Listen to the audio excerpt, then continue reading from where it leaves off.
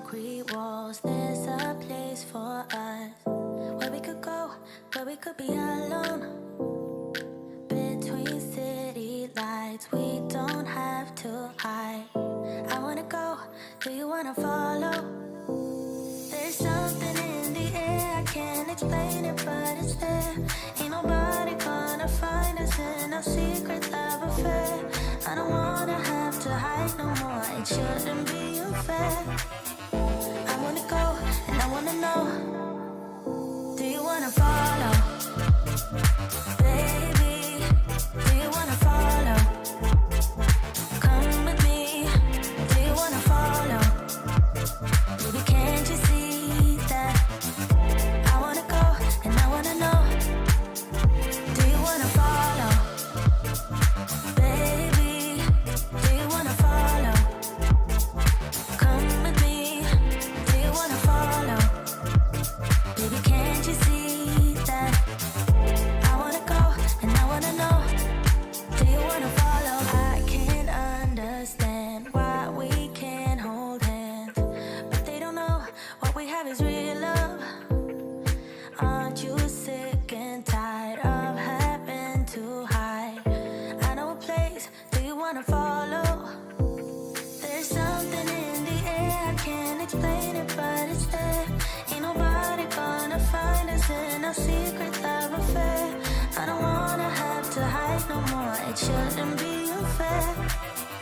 I wanna go, and I wanna know, do you wanna follow? Baby, do you wanna follow? Come with me, do you wanna follow? Baby, can't you see that? I wanna go, and I wanna know, do you wanna follow?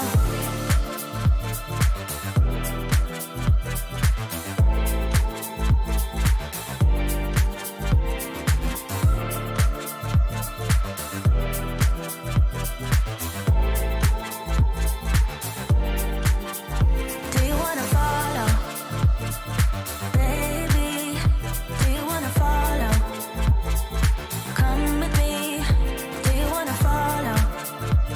Baby, can't you see that? I wanna go, and I wanna know, do you wanna follow?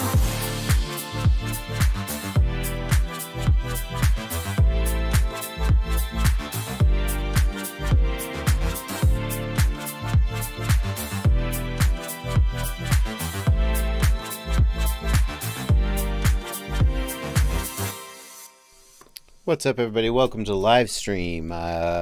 Apparently, I scheduled this stream for 6 o'clock by accident. I must have just flubbed it. The news is at 6. So I apologize to anybody who got here 2 hours ago and thought I stood them up. I guess technically, I thought I was on time. But if I told you to meet me somewhere at 6 and didn't show up for 2 hours, you would justifiably think I was late. And for that, I apologize. That's my mistake. So, now that that's over, now that I've apologized, can we just never talk about it again and pretend it didn't happen? That's how apologies work, right? I go through the motions. I make a performance of suitable, I debase myself suitably, and with sufficient sincerity to convince you that I mean it, and then you think you actually think more of me for having done that, and I come out ahead in the end. That's I realize now that by saying that part out loud, I have made the whole sincerity part questionable, and for that I apologize. I shouldn't have said that out loud. I should have kept that to myself, and your feelings in response to that are completely valid. And whatever they are, I'm sure that anybody would consider them to be normal.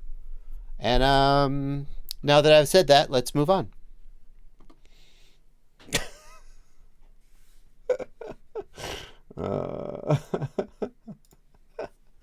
Cool. Isn't that how apologies work? This is actually a window into what it's like to be in a relationship with me. So you're welcome. Anyone who thought it might be nice to do that.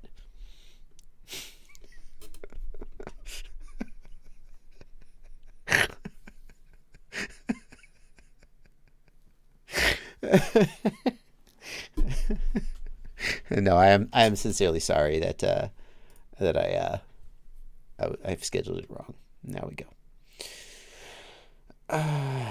And if you don't forgive me and move on and never mention it again, then our relationship is over. That's it. We're out. We failed. We failed, everybody. I couldn't make it work. I did one thing wrong. I apologized in an extremely shallow and insincere way, and that wasn't good enough for you. And fine, I guess it wasn't meant to be. What's up, everybody? Welcome to the live stream. You're going to learn something today, I'll tell you what. Oh, you're going to learn stuff about FPV. Yeah, that's what we're here for. Welcome to the live stream. We are going to... Hey! My patrons are telling me to get on with it. I guess I should take a hint. Here's what we're going to do. I'm going to take your questions and your comments here in the chat. I'll be reading those. I'm going to miss a whole bunch of them because they go by so fast. And for that, I apologize. If you want to make sure I get your question, hit the $ right here. Leave a super chat. I will be reading these super chats a little later in the stream. And I also just want to thank these beautiful sausages over here on the right side of my screen. They are my patrons. This is my Discord server. And I put them on my screen because they pay my bills. And I feel like that's literally the least I could do. And for that, I apologize. I should do more for you. And I'm not going to because, oh crap. There I go again with the saying the part you're not supposed to say out loud. It's a secret to any good relationship is not saying that part out loud. So we're going to take questions, and that's what we're going to do right this minute. Jacob's Notion says, Josh, I'm putting together my first drone. Is there any way I can send you the parts list so you could take a look at it? I don't know. How would you send me I guess you could email the parts list to me, joshuabardwell@gmail.com. And then at some point during the live stream, perhaps I'll go to my email and look for it. And we can look at the parts list on stream. I'm going to pull Gmail up in a separate window, joshuabardwell@gmail.com. I'm going to kind of have it in the corner of my eye. And Jacob's Notion, when I see your parts list come in, perhaps I'll read it, or perhaps I'll forget that this ever happened and be so distracted by some other question. But we'll see. We'll see how it goes. There's a chance. There's a chance is what I'm saying.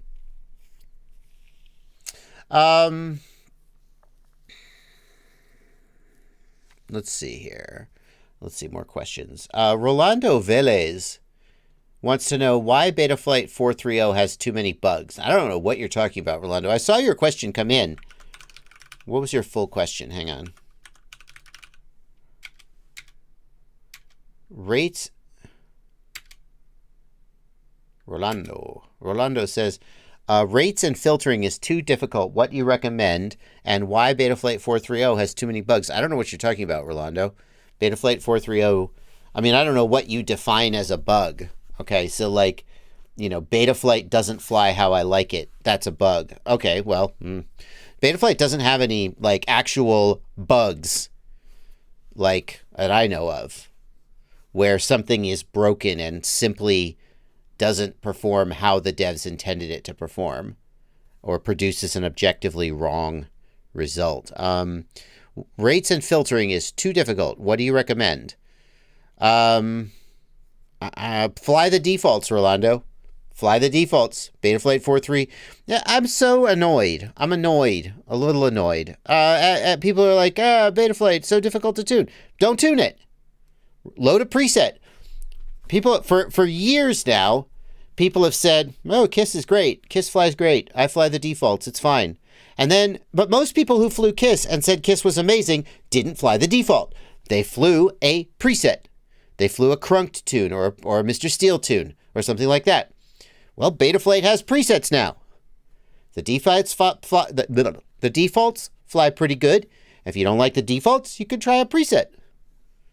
And if you think that PID tuning is too complicated, that's fine. It's complicated. It's not for everybody. There's no shame in that. Fly a preset.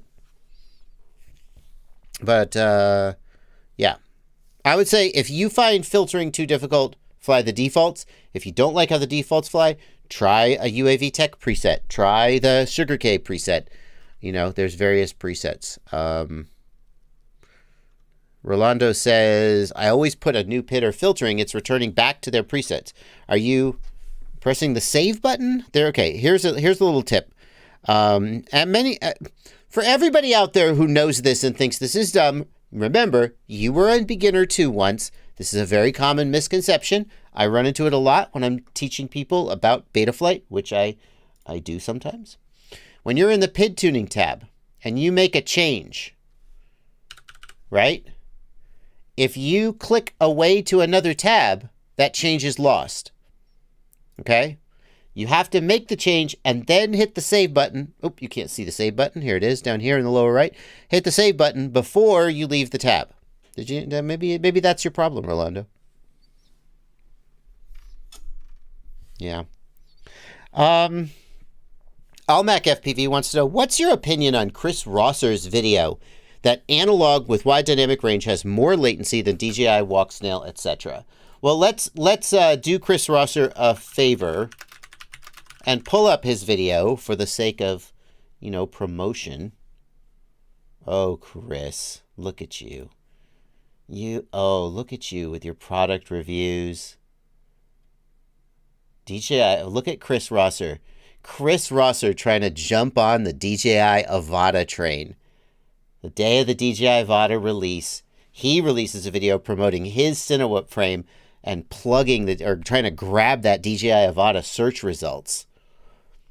Our little baby engineer is turning into a real YouTuber. Anyway, where's the latency video? Walks now avatar latency testing. Okay, so here's the video. I'm going to put a link to it in the chat. I'm not hating William Froggy. I'm not hating on him. Not at all. That was sentimental. That wasn't... Why would you think I'm hating on him? Definitely not. How does this compare to other systems? So the link to his video is in the chat. Thank you, Chris Rosser, for this work. These numbers speak for themselves. So you said, what do you think of his conclusion? The numbers speak for themselves. And how much you care about this depends on how you interpret the results. But at the end of the day, in terms of both the time to the first bright pixel and the time to the first bright field and the time to the first bright full frame, HD0 beats analog with wide dynamic range. It simply does. The numbers speak for themselves. And HD0 90 FPS is going to do even better. It's not going to compare with the no WDR cameras, the ultra low resolution cameras, but because they're just super, super fast. But it may actually. I'm not sure. I shouldn't say that. I'm not sure what the latency is on that. I saw a white paper from Carl, but I don't remember the numbers, so I should actually back off of that statement. But yeah, it just wins. What do I think of that? It does. It wins. The data is what it is. Unless you can find some flaw in his methodology, unless you can find contradictory data, the data is what it is, and the results are what they are. DJI 120 FPS is better than analog for full screen. Be careful about that because, so first of all, full screen and half field is the same for DJI because DJI updates the whole screen at once. DJI doesn't do half fields like analog does. It's the same with HD0. Although HD0 does scan lines. That's interesting. I'm not sure. I have to think about that. But bear in mind that this DJI latency is best case, okay? As you fly further away, that latency is going to go up, and it's going to be changing up and down. So be careful. Yes, if you're sitting right next to your quad, and the best case scenario, DJI has good latency. But what everybody, including Chris Rosser, doesn't show in their test results, because it's very hard to do this in an objective and repeatable way, is that as soon as you fly away, DJI latency goes up to, say, 30, 35 milliseconds, perhaps, from 23 milliseconds. And at that point, it's still comparable to analog with WDR. But the thing about DJI latency is that it changes, and that can be confusing to some people.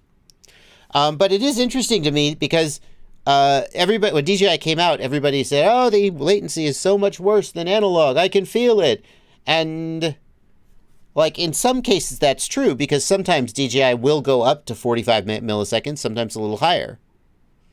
But in many cases, DJI's latency is lower than some analog cameras. So isn't that interesting? Isn't it interesting what happens when you actually just get data and look at data? Now, Duck My Squee makes a good point that is worth repeating. HD0 will have the same latency all the time forever, no matter how far away you are, no matter what you do, the latency is the same. Unlike DJI, where the latency goes up and down depending on the lost packets and how far you are. And that is one of the advantages of HD0, which is indisputable. So, good question.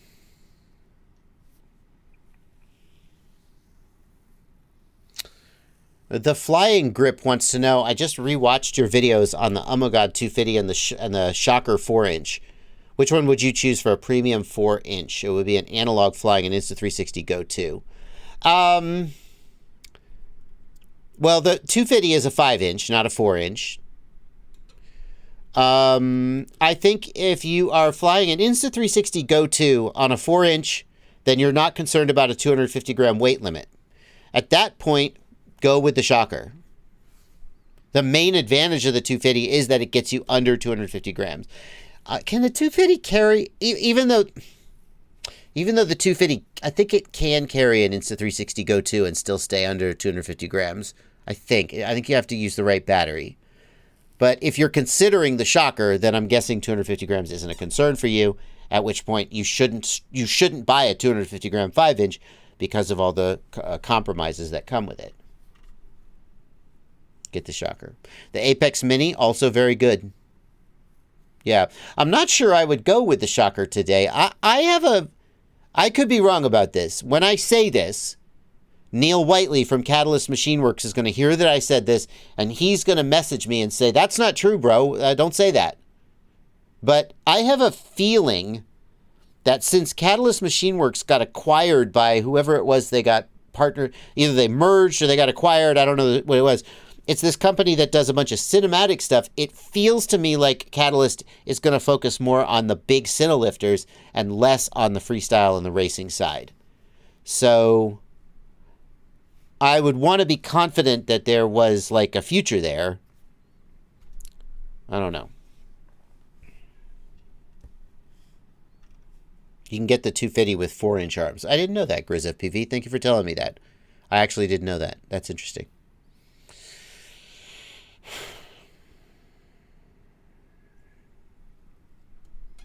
The Shocker is not very durable because it's designed for weight.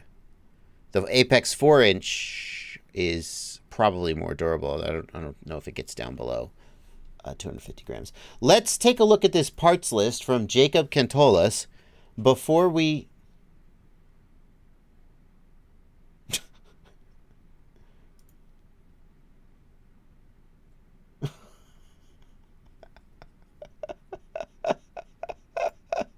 Okay, that's funny, but don't do it. You know what you did. I'm not going to show it on stream because that will just encourage more people to do it. That's funny. Don't do it again, though. I just got an entertaining email that I will now not talk about anymore.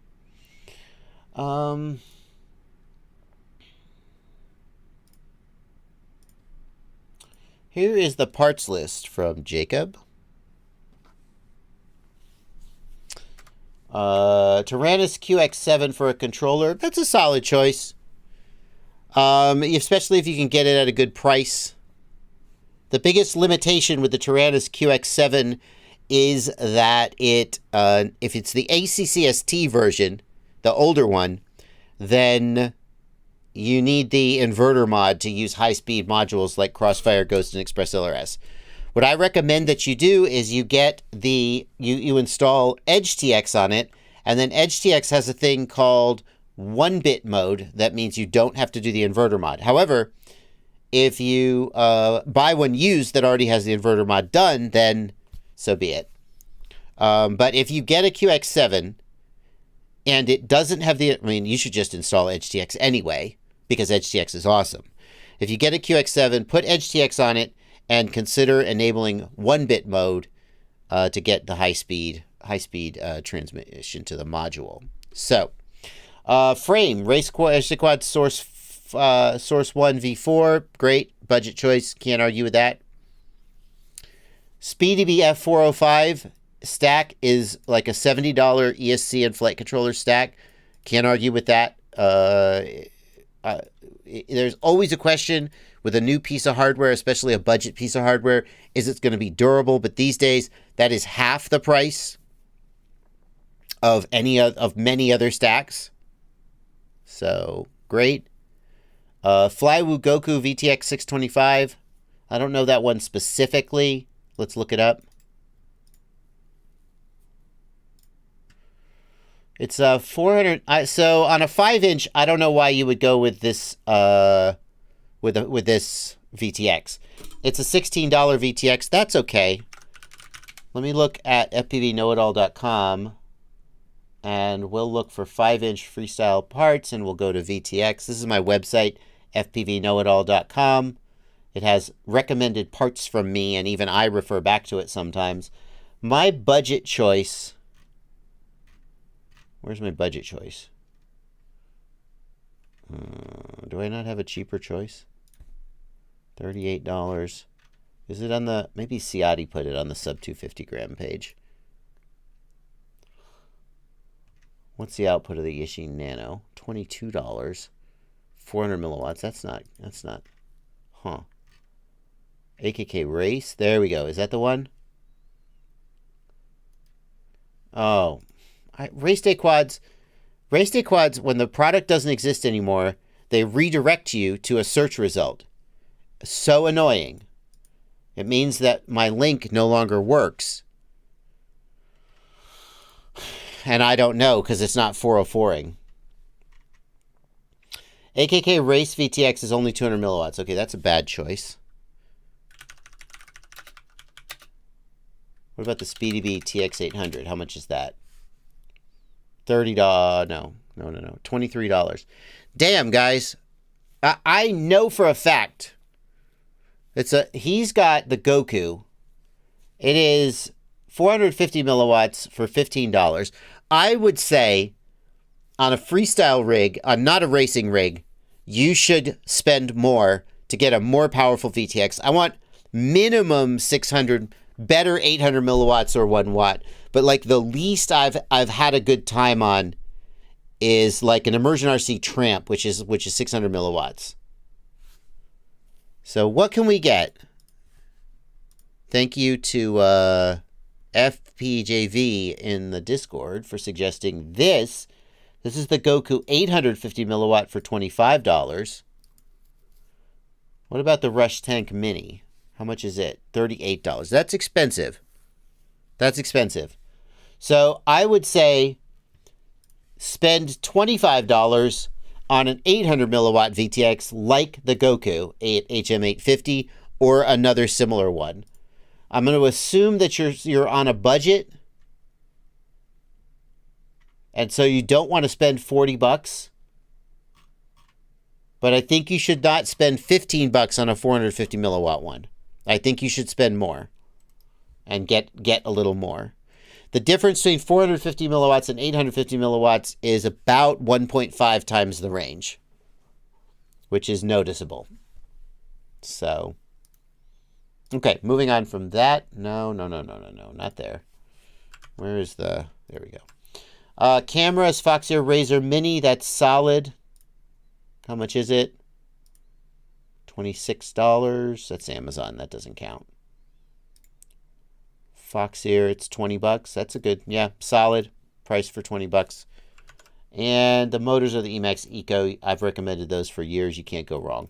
As far as receiver goes, if you buy the QX7, you're probably going to get an RXSR as your receiver. So there we go. I would suggest considering a long range control link like Crossfire, Ghost, or ExpressLRS, but FreeSky will get you in the air and will bind to your radio. So there you go. That's my take on your parts list. Nice. Let's read some super chats.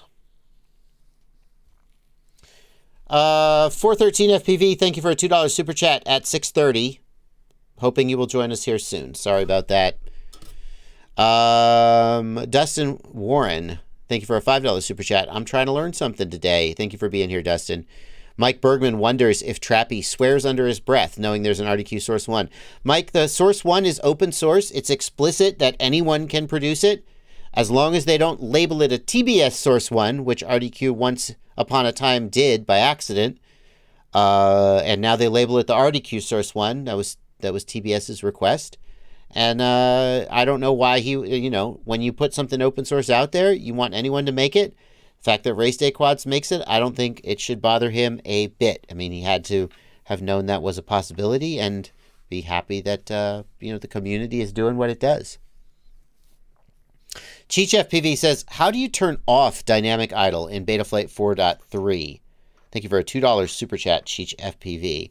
Well, first of all, Cheech, it's off by default. So if you didn't turn it on, it's not on, for the record. But let's answer the question. Oh, nope, wrong screen. Let's go to Betaflight. Nope, right screen. There we go. Come on, baby. Why is auto connect on, but it didn't connect? That's a little weird. So here in the PID tuning tab of Betaflight 4.3, we have a setting. Hold on.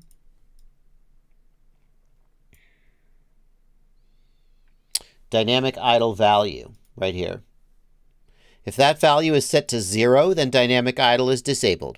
That's it. You want to disable dynamic idle? Set that value to 0. That is how you do it. If that value is non-zero, then it represents the RPM that the dynamic idle will attempt to maintain times 100, by the way. So if you put 20, that's 2,000 RPM. If you put 40, that's 4,000 RPM, etc., etc. Ethan W. asks, on the iFlight GPS, what do the CL and DA wires mean? Ethan, those are the I2C wires, is the name of the interface. It's used to connect to the compass on the GPS. The GPS has a compass on board as well. They solder to the SCL and the SDA wires, pads rather, on your flight controller. If your flight controller doesn't have SCL and SDA pads, then you can't use the compass. L. Benny Martinez, thank you for a $10 super chat. I'm building a 7-inch long-range cruiser. What frame do you recommend, or is there a fellow YouTuber you would want to watch for that purpose? Benny, so first of all, I don't do a ton of 7-inch long-range. The 399 Super G, which is it? 799? What is it? It was 399. Now it's 799. It's inflation. No, I'm joking. The Super G people like. The Project 399 Super G. They have a 7-inch version that people seem to like. The other one that comes to my mind is the Chris Rosser AOS 7. People seem to like Chris Rosser's builds. It's a 7-inch version of his AOS frame. Those are the two that I would suggest. Ethan, if you are using Betaflight, you don't need the compass. Betaflight is designed to work without the compass. However, it will work better if you have the compass. Okay? So if your flight controller has the SDA and the SCL pads, you should go ahead and wire those up. You should also know that the compass orientation needs to be correct. If the compass orientation is wrong, then the quad will not fly right. It may fly out of control when you activate GPS rescue mode. I have a video on how to calibrate the compass on. It's for iNav, but it will work the same in Betaflight. And thank you, Joshua. And I'll give you a link to that if you decide to go that direction. AOS also has the Falcon 7. That's true. That's true. Thank you, Mac282, for a $5 super chat. No questions here, just well wishes to you and your family. Thank you, Mac, for the kind wishes. Black Jungle 308, thank you for 5 Brazilian reais. If I just want a smooth cruiser, not a speedy freestyle drone, what should I look for in regards to motors and prop sizes? Would overpropping be okay? Black Jungle, if you want a smooth cruiser, the number one thing I would do is I would say steer towards the low end of the KV range. Okay? So if you're looking at 6S on a 5-inch quad, just by way of example, you could use anywhere from maybe 1600 kV up to 2100 kV at an extreme. And you would want to be down in like the 1700 kV range. That's going to give you less power, but it's going to give you more flight time. And you always could just put in a throttle limit in Betaflight. It helps, but choosing a motors of a lower kV will give you something in that direction. The other thing you can do if you're definitely leaning towards a cruiser and don't want acro ability is go towards a larger quad. A 6-inch will fly more stable than a 5-inch. A 7-inch props will fly more stable than a 6-inch. Once you get above 7-inch, you start getting into some really big builds that can get expensive and can be fairly consequential if you crash them. So typically, you're going to go from a 7-inch, you're going to go pretty much straight to a 9 or 10-inch is the next place that people have settled. And that's going to be a much bigger and more expensive build. But a 7-inch is still going to be in that relatively durable, relatively easy to build, not too expensive category. And it's going to give you very long flight time and lots of stability and smoothness. So that's what I would say. As far as props go, you're going to want to go with lower pitch props and larger props. So you wouldn't want a high pitch prop like designed for top speed runs. Quad City Bay Area, thank you for a $5 super chat. Is TBS going to lay down on ELRS to pass them by, or do they got something brewing? I don't even know if I want to touch that question, Quad City Bay Area, because to touch that question, I would have to stipulate that ELRS is going to pass TBS by, and I feel like that's a hot potato that I don't feel like touching, because I'm a coward. ELRS is doing some really, really impressive things. Let's take it this way. Purely in terms of performance, in terms of link latency, and in terms of range, ELRS is comparable, at least, to Crossfire and Tracer. And in terms of link latency, ELRS is significantly faster than Tracer and Crossfire. So there are ways in which ELRS is definitively worse, such as the consistent quality of the hardware. You buy an ELRS receiver from some vendors, it'll be good. From other vendors, and you're rolling the dice. And that's something that many people don't want to deal with. And they're just like, F this, I'm just going to buy Crossfire and be happy. So there are ways that Crossfire still absolutely beats ELRS. But many people are happy to buy something cheap, cross their fingers that it's good, look on the Discord server and see which vendors are making good hardware and which ones should be avoided.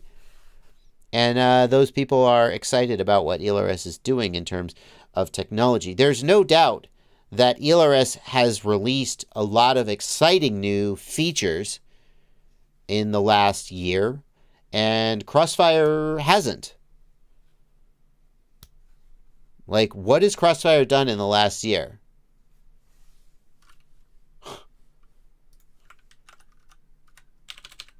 Well, we can answer that question. Hold on.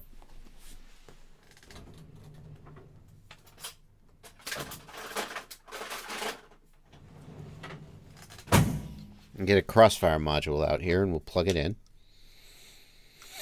This is the Crossfire module that I almost never fly. This is my old V1 module. That's why you're going to see it has a super old firmware on it. My actual module that I fly every day is up to date, just for the record. Somebody's going to be like, Bardwell he didn't even update his Crossfire module. Don't do that. Let's see here. What I really want to do, though, is just look at the release notes. So August 5th, they released 6.19. Updated OTA protocol. Bootloader update for MicroTX to fix. So bug fix. Encryption of telemetry and PPM data when enabled. I don't know. I don't know who wanted that. Someone obviously wanted that. Maybe I'm not sure what hobbyist wanted that or why they decided that was desirable. I wonder. It makes me wonder if they're selling to like a government agency or something, and they wanted that, and that's why they put it in. Doesn't feel like something that hobbyists demanded. Like, who cares if your telemetry is encrypted? But all right. Direct connection of U-Blox GPS supported on port 3 or 4. That's kind of cool. Revised VTX handling. If you're using the VTX, that could be beneficial. I'm not sure what benefit that has. I'm not sure. Maybe if you're using smart audio, that won't matter. Faster pit mode recovery for 69 team racing. Pretty niche application.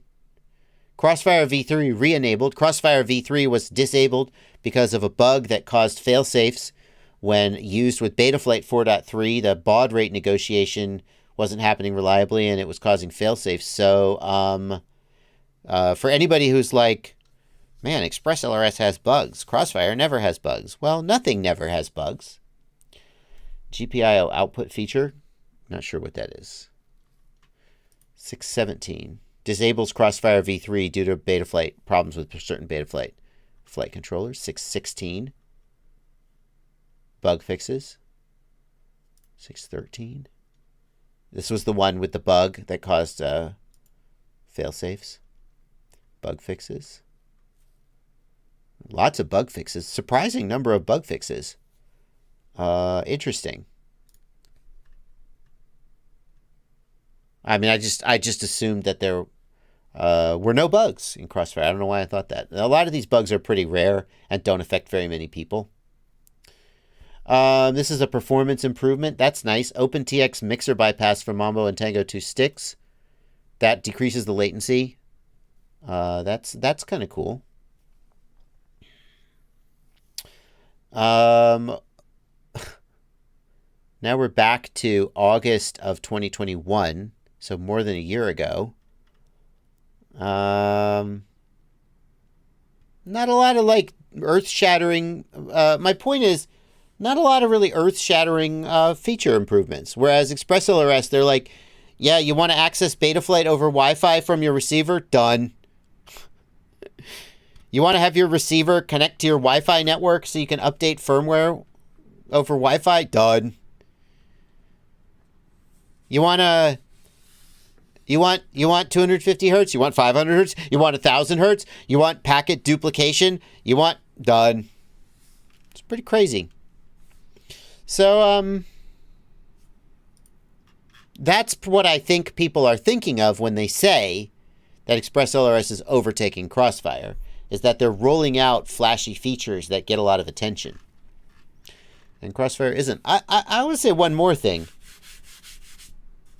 No, I'm not going to say it. Never mind. That's just me whining. I don't need to whine. That's not what we're here for. TBS has struggled with development resources.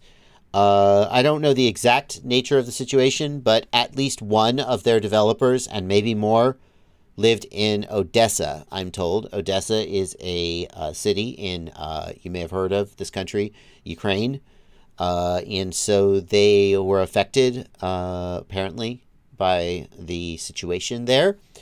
And it meant that they didn't have as much time to work on firmware, or so I was told. In addition, TBS, I think they moved their office in Hong Kong to a different office, and I don't know the details of that, but it interrupted their ability to do development. So that has been going on in the last year or so. Here's what I'll say, though.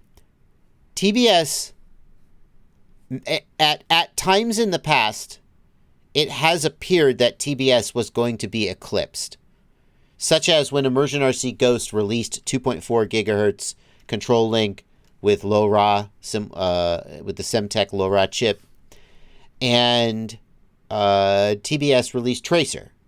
So TBS always has stuff in the works that will impress you, but oftentimes it takes them longer to get to the punch before they release it. And sometimes it really amazes and delivers, and sometimes not as much. Like, I don't think Tracer made as big of a splash as that you might have hoped. I mean, it certainly has wider adoption than Ghost, so it's got that going for it. But I'm not sure it made the splash that TBS was hoping it would make. Anyway, there you go. RC Ritter, I don't know how many engineers TBS has. Rain Motorsports, thank you for a $5 super chat. Just noticed when I'm transmitting on E3, my receivers can see the video on E6, even though they're 240 megahertz apart. I mean, I don't know. So here's the thing, Rain Motorsports. If you are close enough to the transmitter, you will pick up the signal on nearby channels, even though you're not transmitting on that channel. So that's my guess, is that you're just too close. But I don't know. I couldn't say for sure. If you're picking up E6 on E3, even when you're far away, either your goggles or your VTX is messed up. Probably your VTX. What do you think of using D-Shot 1200 or greater? Is there a benefit? Asks Jose Diaz. Thank you for a $5 super chat, Jose. Well, Jose, I defer to people who are smarter than me on this one, and it turns out they don't agree, so I don't have a definitive answer for you. The Betaflight devs argue that there is no real benefit to running D-Shot any faster than the PID loop. So for a 4K PID loop, you run D-Shot 300 because that's the smallest D-Shot that will fit within the PID loop time. Okay? They would say that if you go to D-Shot 600, then the D-Shot signal finishes transmitting, and then you just sit around waiting for the PID loop to finish. I'm sorry, back up. If you're on 4K PID loop with D-Shot 600, was that clear? Did I make that clear? The 4K PID loop is going to take this long to finish, and the D-Shot 600 is going to finish in this fast, and then there's just nothing to do. And they're like, the D-Shot 600 packet will be more prone to interference and corruption. That's a fact. That's not debated. And so the Betaflight devs argument is, if you're running D-Shot 400, if you're running at 4K PID loop, then run D-Shot 300, which is short enough to fit within that spacing, that timing, but no shorter. And that gives you the most robust signal. The KISS developers, like Alexander Fedorov, I believe is who makes this argument. His argument is that and I think the FetTech developers make the argument too, because they're all about the high D-Shot. Their argument is that the faster you get the motor signal out, the less latency there will be between the stick movement and the motor changing. They're not wrong. That is a fact. Because if you think about the control, end-to-end control loop, I move the stick. the signal of the stick is transmitted to the receiver. The receiver sends it to the flight controller. The flight controller reads it. The PID loop calculates what needs to happen. The PID loop outputs a motor signal, and that motor signal goes to the ESC, which then changes the speed of the motor. And so anything we do to remove latency from any of those steps will reduce the end-to-end latency of the control link between the movement of the stick and the movement of the quadcopter. So the KISS developers argue that you should use the highest D shot that you can get away with because that reduces the latency, and they're right. The Betaflight developers argue that that difference in latency is pointless, that no one can feel it anyway, and by going to a higher D shot, you are increasing the corruption of packets, and those corrupted packets actually cause more problems than the increased latency. And they're right about the facts. They're right that the slower D-shot signal is less prone to corruption, and that D-shot 1200, D-shot 2400 are more prone to corruption. Whether that's something you can feel, the difference in latency versus the difference in corrupted packets, that's something that I don't think there's a definitive answer for. So you would need a test. You would need a test to say how many corrupted packets are getting to the ESC at D-shot 1200 or D-shot 2400. What percent of those packets are corrupted? And that answer is going to vary from person to person and from quad to quad. Some quads will have more electrical noise, some will have less. And then the other question is, how much difference is there in latency, and does that actually affect the PID loop and the pilot?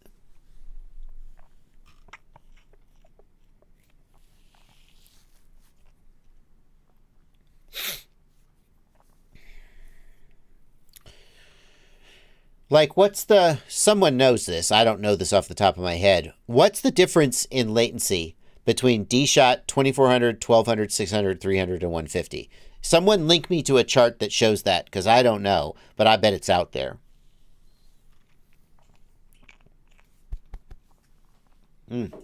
Should have topped off my water.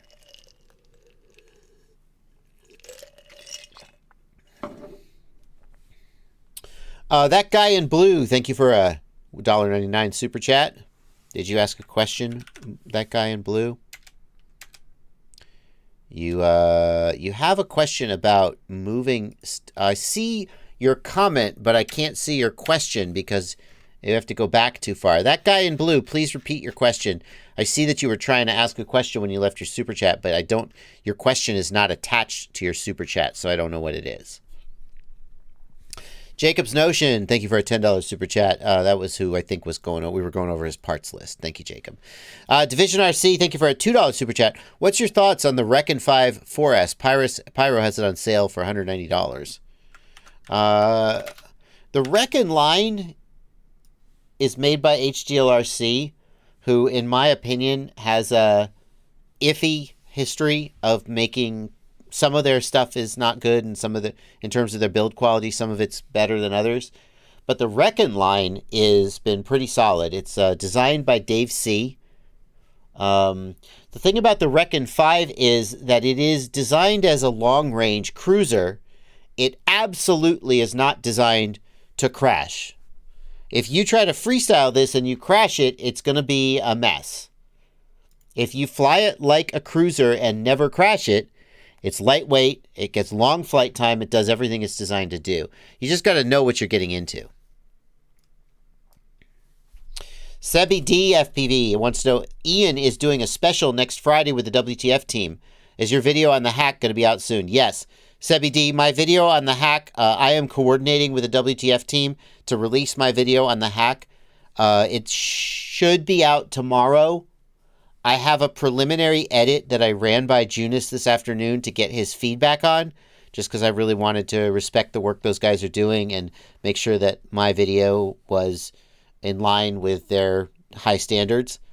And I think that video will come out tomorrow, is my intent. So, yep.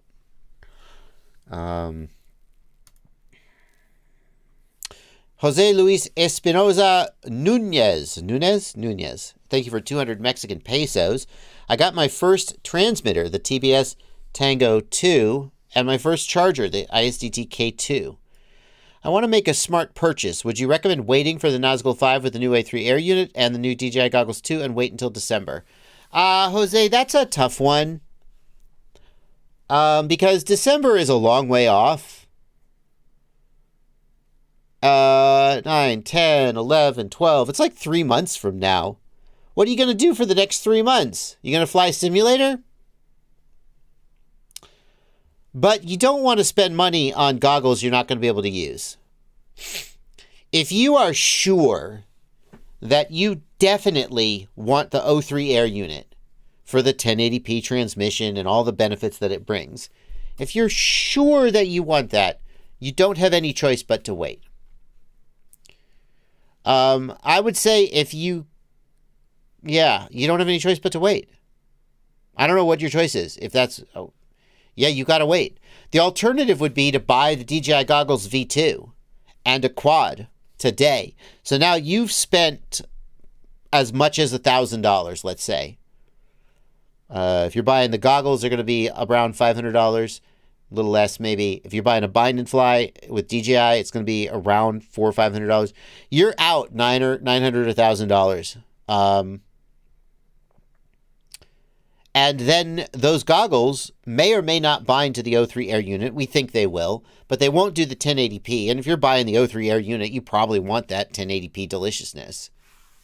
So you're probably going to want the goggles too. So that money is going to, you may be able to recoup some of that by selling used, but maybe not. So that's tough. I mean, what are you gonna just play simulator for 3 months? I mean, I guess that's a long time. Feels like a long time to wait. Going back to the question about D-Shot, Tiago Ramos, thank you for these numbers. Tiago Ramos has the numbers for latency. Of the different protocols. Hang on one second. This is from Oscar Liang. Well, that's D-Shot 600. What about Tiago, what about D-Shot 1200? I guess Tiago doesn't have that. I guess Oscar doesn't have that. So here are, oh, that's not right. Here are our latencies. Oh man, some people are so mad we use U for micro.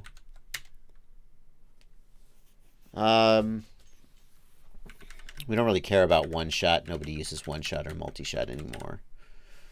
So I see a pattern here that it's about half, 106, 53, 26. So by extension, T-Shot 1200 is going to be 26.7 divided by 2 is 13.35.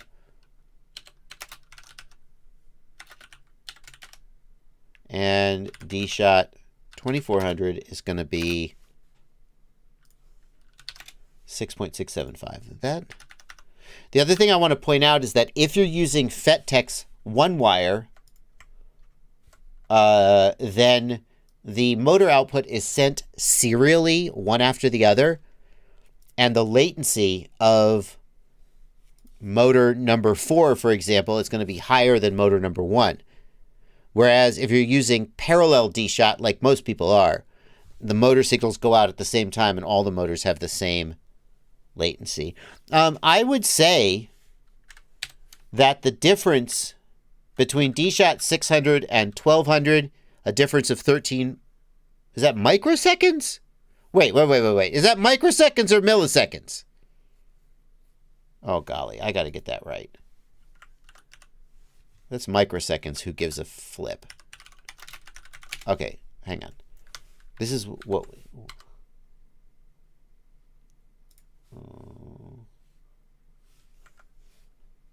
D-Shot. ESC protocol speed comparison. D-Shot 1200. Blah, blah, blah. Where's the... damn it.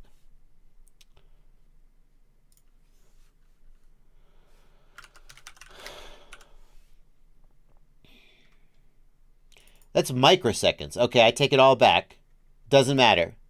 It does not matter at all. Doesn't matter. If it was milliseconds, it totally would matter. I didn't realize it was microseconds difference. I haven't looked at this in a while. I looked at this stuff way back when D-Shot first came out, and I was like, oh, interesting. And then I forgot all about it, and I just started using D-Shot. Are we sure it's microseconds? I mean, Oscar probably got it right. This is all sub-millisecond latency. It's irrelevant. That's my official opinion. Assuming it's microseconds. Yeah, there's no way it's milliseconds. If there was 106 milliseconds latency on the motor output, the quad wouldn't fly. So these numbers are microseconds, and I officially agree with the Betaflight devs. Shocker. The KISS argument, and I apologize if I'm misrepresenting in this in some way, but my understanding is that the KISS argument for the higher D-Shot is that decreased latency means the motor gets the signal, or the ESC gets the signal sooner. That is true. If you're using D-Shot 1200, the ESC will receive the end of the motor packet 13.35 microseconds faster than if you're using D-Shot 600. I don't see any world in which the difference of 13 microseconds could possibly affect anything meaningful. Sorry. 6.66 microseconds to D-Shot. However, I absolutely do guarantee you that the increased packet corruption with D-Shot 1200 or 2400 in some cases will be noticeable and make a difference. I'm skeptical that there are any cases. If there are, they're very rare, where a 6 or 13 microsecond difference in timing is going to make a difference to anything measurable. That's my take. Okay. So I agree with the Betaflight devs on this one. Run D-Shot 300 if you're running at 4K or if you have a BMI gyro at 3.6K. Run D-Shot 600 if you're running at 8K, and that's the end of the day. That's the end of that, in my opinion. We got a note here. That guy in blue is following up. Thank you, that guy in blue, for a $5 super chat. I moved my stack to another frame. Now the quad's throttle just gains after takeoff. So I'm going to assume, because by the fact that you said takeoff, that guy in blue, that you are flying it. You're not testing it with props off. Because you didn't say arming, you said takeoff. So I'm going to assume that the quad flies. And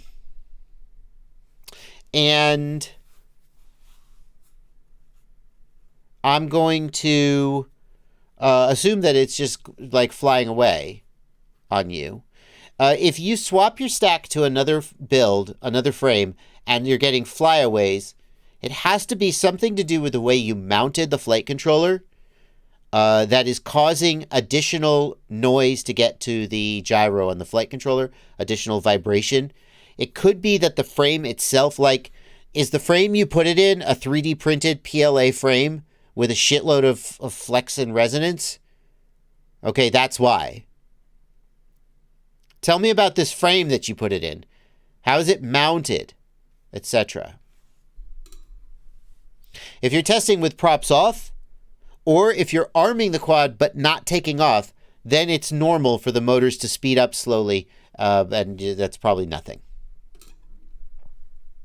Robert Leclerc says, why does it sound so much smoother when you pump up D-Shot to 2400? Well, Robert Leclerc, the first thing I would do if there's a claim is I would test the claim. I would want to do blind testing of motors at 2400, 1200, 600. Maybe we just pick two of them as like a rough A/B test. We're going to set the ESC to D-Shot 300 and D-Shot 1200 or 2400, and we're going to record the motors, and we're going to play them for you, and we're not going to tell you which is which, and we're going to see if you can pick it. So I'm not saying that you can't, But I am saying that there is a lot of placebo effect out there in the world in general. And whenever somebody makes a claim, my first thought is, can we substantiate that claim, or do we need to validate it before we move forward? So you're making an assertion here. And if we're going to accept that assertion as true for the sake of our argument, and then we're going to try to answer the question, why does it sound so much smoother on D-Shot 2400? If we accept that as true before we establish that it's true, then we're wasting our time.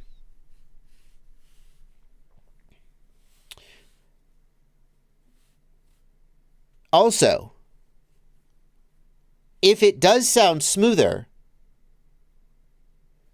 you would have to make an argument as to why the difference of 13 microseconds is resulting in smoother sounding motors. For example, what flight controller or ESC was it? Damn. I can't remember. It's a long time ago. There was an ESC or a flight controller that everybody said how smooth it flew. And then later it turned out it was just over-filtered. It was hyper-filtered. And it was smooth because it was non-responsive. I'm like, oh, well, of course it is. So we need to establish that. And I think there's a lot of steps there. The simplest test you can perform when you're trying to establish a hypothesis is an ABXY test. Or just an AB. Is it ABXY? ABXY testing would be, I'm going to play you recordings and you tell me if it's D-Shot 300 or D-Shot 600. We could even do a much simpler test, a basic AB test, where I'm going to play you 2 recordings and you tell me if you think they're the same or different. That's the most basic test you can do. And if you can't pass that test, then you can't do anything. Now, ZFPV says, going from Betaflight D-Shot 600 to KISS D-Shot 2400, there is a remarkable difference. Absolutely. But, of course, you've changed a lot of variables. You haven't just changed the D-Shot. I would bet you that going from Betaflight's D-Shot 600 to KISS D-Shot 600, there's a remarkable difference. KISS has a completely different filtering structure, completely different defaults, and we know that filtering dramatically changes the smoothness of the motors, both with props on and in flight and on the bench. So what we would need to do is we would need to have a KISS flight controller. The other thing is that KISS may be doing something else where it benefits from D-Shot 2400, but that it's not actually the lower latency of the signal that's the cause of the benefit. It's very difficult to answer this question. I will stand by this, though. 13 microseconds of difference in latency from the flight controller to the motor is not detectable by humans. You could not possibly tell the difference. If you can tell a difference between D-Shot 2400 or D-Shot 1200 and D-Shot 600, it's not because of the latency. It's something else that's going on. Okay. For example, ZFPV says the adaptive filter in KISS was designed around D-Shot 2400. Now, I don't know what that means. I don't know what the interaction is there. But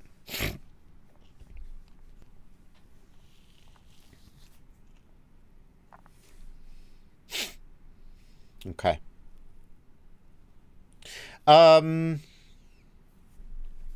Elijah Butler, thank you for a $5 super chat. Don't forget, there's always a community ready to help in my Discord server. For as little as $2 a month, you can be a member. That's true, Elijah Butler.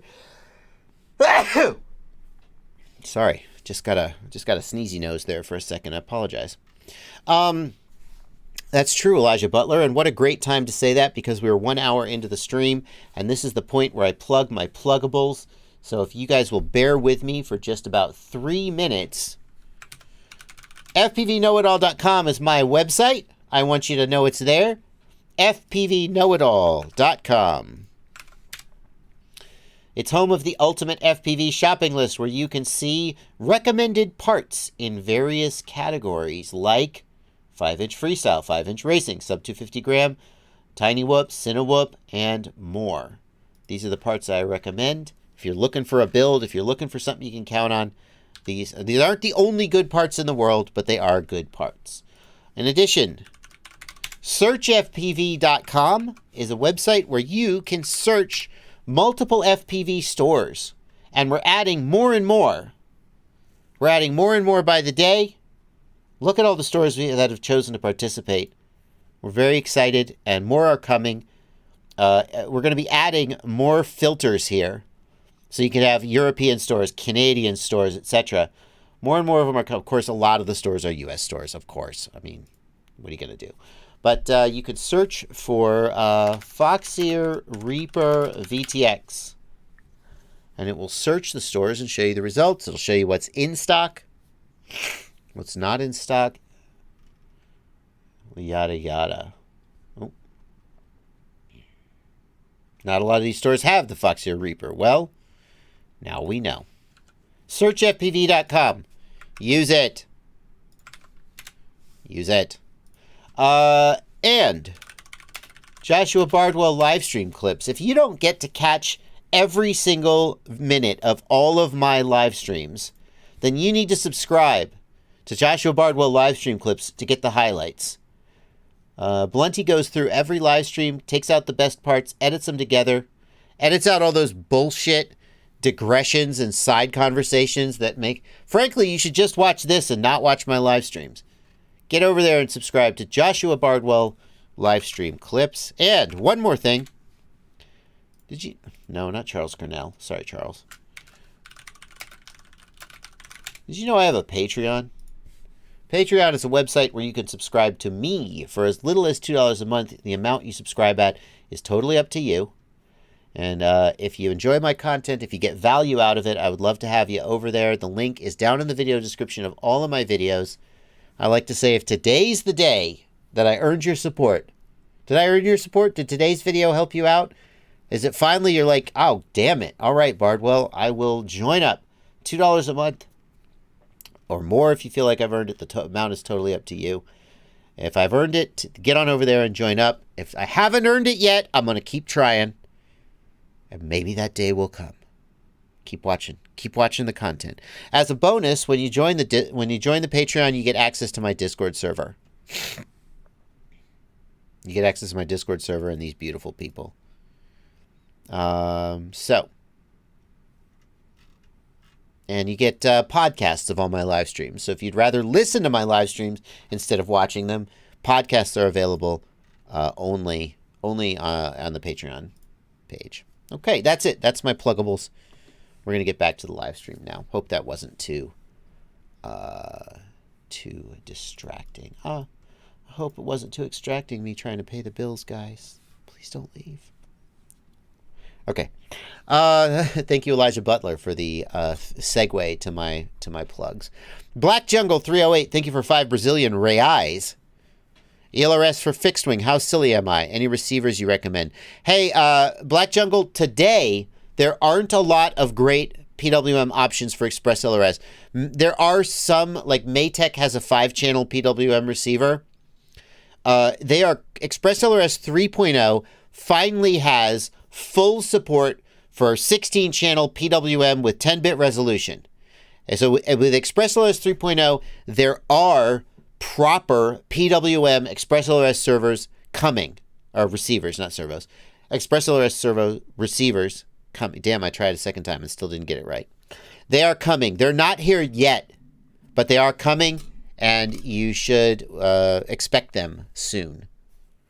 ELRS for fixed wing is today. You kind of can do it, but in a few months or maybe weeks, but probably months, there will be proper 8, 10, 16-channel receivers for ExpressLRS 3.0 with full servo support. It's going to be great. Billy Ocean says Radio Master has some new PWM receivers. But I think they're 5-channel, aren't they? I think they're 5-channel. I could be wrong about that. Let's check. So Radio Master has this, but it's only a 5-channel. I think ExpressLRS 2.0 can do 5 channels of PWM output max. ExpressLRS 3.0 can do more. If you need 5 channels, here's a 5-channel receiver, but many people who are doing wings want more than 5 channels. Excuse me, apologize for that. That's so rude. I don't actually care, but you guys care, so what are you gonna do? Yeah, if you ExpressLRS 3.0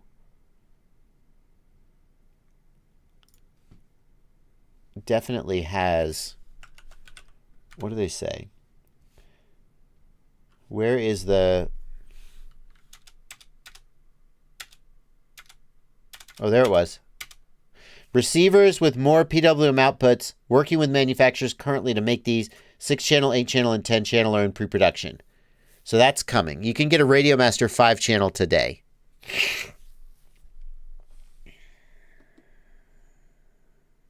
Okay. And they'll have full 10-bit, whatever, PWM output. Up South FPV, thank you for a $10 super chat. I got an iFlight Evoke with Crossfire with a note in the box. No dynamic setting. Lock it at either 150 or 50 hertz. If I lock it 150, is there a risk of failsafe at mid to longer range? Yes. 150 hertz has significantly shorter range than 50 hertz because it uses FSK modulation to get higher data rate instead of LoRa, which has much, much better range. So if you care most about range, lock it at 50 hertz. There you go. That's just the answer.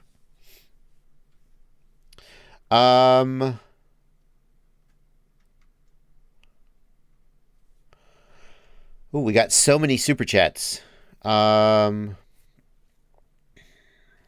Venus, thank you for a $5 super chat. Thoughts on installing ExpressLRS on Ghost hardware? I know it's still one way, but I'm not sure that I'm ready to not switch modules for a one-way switch. Honestly, man, Epivenius, ExpressLRS hardware is so cheap. Just spend $40 on a module. Don't blow your Ghost module and never be able to go back. Who knows if you want to go? I mean, if you're sure you're the thing is, the ExpressLRS module is only 350 milliwatts. That's okay. I mean, it's okay. It's fine. It's more than 250 milliwatts, which is what many radios have as their internal ExpressLRS module. Okay. But if you just spend $40 on a Happy Model Pro and get on with it, that's what I would say. That's probably the right thing to do. Then you get a 1-watt VTX, or a 1-watt ExpressLRS module. Anthony Dith, thank you for a $10 super chat. I burned one of my ESCs on a 4-in-1. Is it better to have MOSFETs on hand to replace the damaged ones, or solder a single ESC to the 4-in-1? Is it okay to mix and match a BLHeli-S 8-bit with a BLHeli-32? Yeah, you can mix and match, Anthony Dith. I doubt you'll notice a difference in how it flies, but you might. If you are capable of swapping a blown MOSFET, go for it. Because it's going to be super cumbersome to solder on one additional ESC to the 4-in-1. That's going to be a mess. That's what I would say. Jose Diaz, thank you for a $2 super chat. Which D-Shot for the new BMI gyro? D-Shot 300 was what the Betaflight devs would tell you to do. William Froggy, thank you for a $10 super chat. Thanks for everything you do. Thank you, William, for the donation. That guy Blue, we got you. Viper FPV, thanks for a $10 super chat. We're almost done. I just ordered a Radiomaster Zorro with ExpressLRS, and I want a Crossfire Nano module, but I can't find one for sale. Can you advise me? Yeah, let's check out searchfpv.com and see if anybody's got it in stock. Nano module, right? Okay, here we go. In stock only. Select all stores. Go.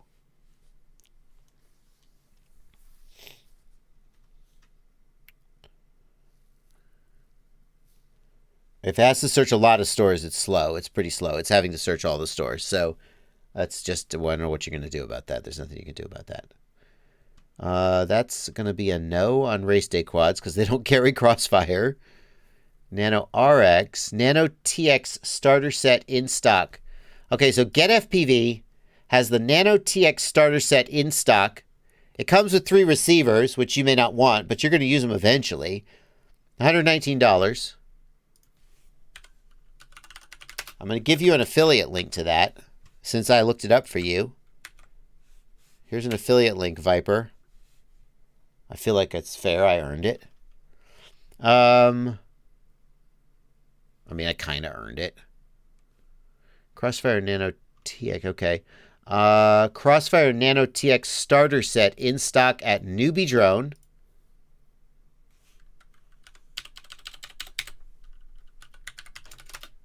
There's my affiliate link for Newbie. Hey, come back here. For Newbie Drone.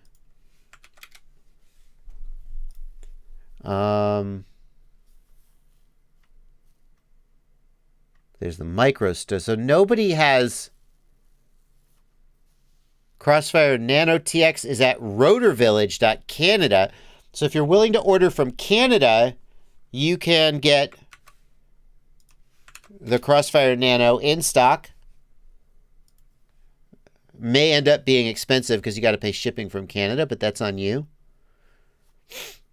Crossfire Nano TX at Drone Authority. And I'm going to guess you're in the USA, so you don't want to order from the UK. But there it is. See what a great website this is? Boom! Progressive RC has it? I wouldn't know because they haven't joined our website. Progressive RC apparently has it as well. Progressive RC, get on board. Join our website. Anyway, it's something. There you go. That guy Blue is telling us about the frame. The frame is aluminum arms like an X-Class. Had too much vibration, so I... Whoa. So you have a weirdo frame with lots of vibration, and now... Listen. First of all, you gotta tell me these details, okay? Nothing is more frustrating than, like, I swapped my flight controller to another frame, and now the quad wants to fly away. Oh yeah, by the way, it's got these weird aluminum arms that have a shitload of vibration. Oh, kind of relevant. So if the frame has a shitload of vibration and the quad wants to fly away, it's wanting to fly away because of the vibration. That's what causes that. You can move the sliders down and increase the filtering, but then the quad will fly worse, but it won't fly away. Or it's better to have a frame that doesn't have so much vibration. Okay? So that guy in blue, that's what's going on. Wait. You're still having the throttle issue after you moved back to the other frame? Oh, Jesus. Okay. Whoops. Okay. Well, it's not the frame then. You got something's wrong with the flight controller. I mean, it could have a bad gyro. It could be mounted badly. I mean, a black box log would be helpful in finding out if it's got a bad gyro. I don't know. Did it ever fly okay? That guy Blue? Has it ever flown okay? I mean, could it just have a bad gyro from the factory? It's possible. I'll wait for them to get back to me on that. Unmanned Sky, thank you for a $5 super chat. Any thoughts on using 4v5 versus 5 volt for the Happy Model receiver? Okay, so you guys may see some flight controllers with a 4v5 or a 4.5 volt pad. The reason that pad outputs 4.5 volts and not 5 volts is that pad is designed to power up from USB. So that when you plug your flight controller into USB, they want the receiver to power up. So you can bind your receiver without plugging the battery in. But they don't want all your other shit that you've got on your 5 volt regulator like LEDs and VTX to light up. So they make a special 5 volt pad that only powers up it's the only one that powers up from USB. And it's labeled 4v5. Why is that? Well, when you plug in a battery, they don't want the 5 volt regulator to backfeed the USB port. And they don't want the no, I'm sorry, that's not right. They don't want the USB. They want to block the USB from powering up the VTX and the other stuff on the 5 volt rail. I'm sorry, I got off on a I got confused myself there and said a wrong thing. The battery obviously does power up the 5-volt regulator, but it's no big deal. They can both be on at the same time. So there's a diode, and that diode prevents the USB from powering up the rest of the quad, and that diode has a little bit of voltage drop, about 0.6 volts drop. So typically what will happen is the 4V5 pad will actually only have about 4.4, 4.5, 4.6 volts on it. The 5-volt pad will have 5.1, 5.0 volts on it, and it's fine. It doesn't matter. A 5-volt receiver can run on 4.5 volts, no problem. It doesn't matter. That's the answer to your question. But I wanted to give a little bit of information about why the 4V5 volt pad wasn't 5-volt. When you see a flight controller with a 4V5 pad, what the designer is telling you is this pad powers up from USB and is designed to power the receiver. I am Rudy. You could also use it to warm up a GPS. 100%. 100%.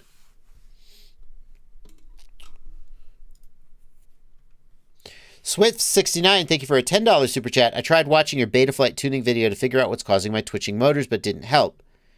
If you have twitching motors, Swift69, most of the time it's not your PIDs, but it's your gyro and your filtering.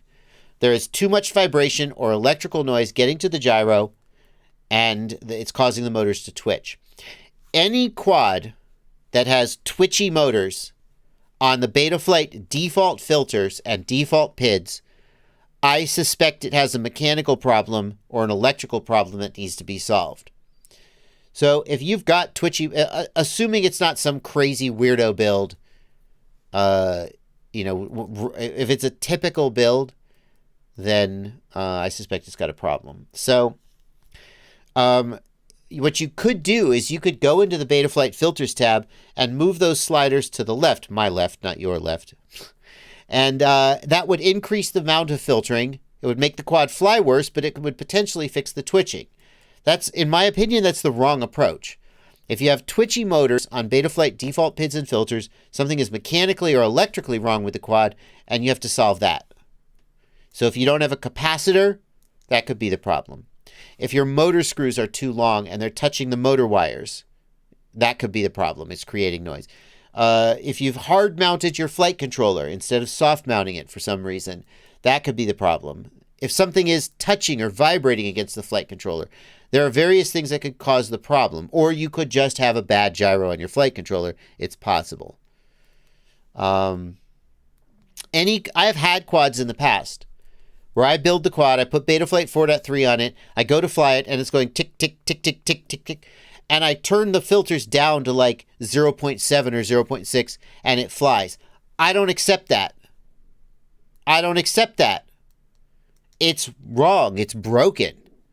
And the fact that it sort of flies okay if I turn the filters way down is just hiding. It's just covering, it's putting a Band-Aid on the fact that it has a problem. And I want to fix the problem, personally. Maybe you don't feel that way. You could just turn the filters down and try to fly it.